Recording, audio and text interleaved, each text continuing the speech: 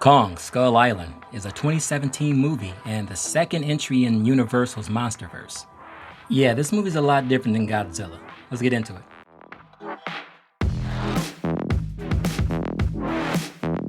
This is a movie that I remember being so hyped for. This movie changes the settings and it changes the story just enough to actually be something different, to feel like something different.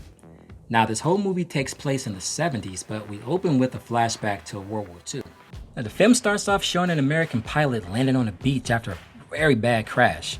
We soon find that it wasn't just a crash, but he was in a battle with a Japanese pilot. The two of them get into a pretty tough back and forth until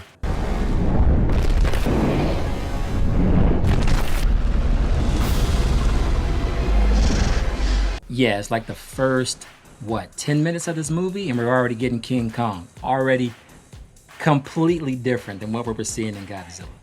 Alright, so flash forward to the 70s where this movie actually takes place. And we're kinda at the tail end of the Vietnam War. And that's where we meet John Goodman's character. And he's trying to get funding for his mission to Skull Island. After some convincing, he actually does get the funding.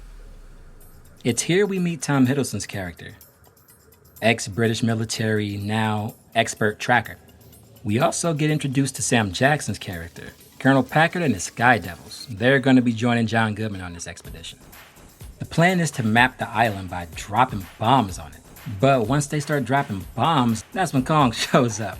It's later revealed that John Goodman's character, along with Monarch, were lying the entire time. They were never there to survey the island, to figure out what's there. They already knew what was there. They were dropping the bombs to flesh Kong out. What they didn't expect was to flesh something else out. The skull crawlers, which are these ancient predators that pretty much wiped out its entire race. Kong is the only one left. And so from here, the movie pretty much turns into, how do we escape Skull Island?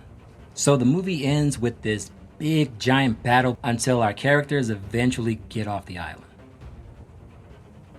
And that's pretty much how the movie ends. I don't know, I felt like the story was alright. I felt like the same thing I kind of felt with Pacific Rim, where it's a type of movie you can't take that serious. You know, the human characters don't really matter. So it's kind of hard to have a complex and thought-provoking story when your human characters don't really matter. They really, I guess, at least touch base on some of these stories, but they didn't really develop them. The characters in this movie really felt like table dressing. Almost like they had human characters in this movie just because they had to. Like there were some parts of this movie where it felt like Brie Larson was in this movie for no reason. There were some scenes that really felt like they were just trying to find something for her to do. Then about halfway through the movie, they introduced this B-plot where it's all about Sam Jackson being obsessed with killing Kong. Like it really felt like they just needed some more drama. So they just kind of made Sam Jackson's character crazy. It really reminded me of The Rock in Doom, where he was kind of cool at first and then towards the end of the movie he just kind of flipped out the blue. This is a very funny movie, especially when we finally get to meet John C. Reilly's character. Easily the best part of this movie. He adds so much soul to this otherwise kind of bland film. He was one of the few characters, if maybe the only character in the movie besides Kong, that you actually cared about. And we haven't even got started on how good this movie looks. I know they filmed parts of this movie in Australia, in Hawaii, and in Vietnam. And you can really tell. I think it's so cool how they took 3 different locations and put them together to kind of make this one giant mystical looking island. Kong Skull Island is fun.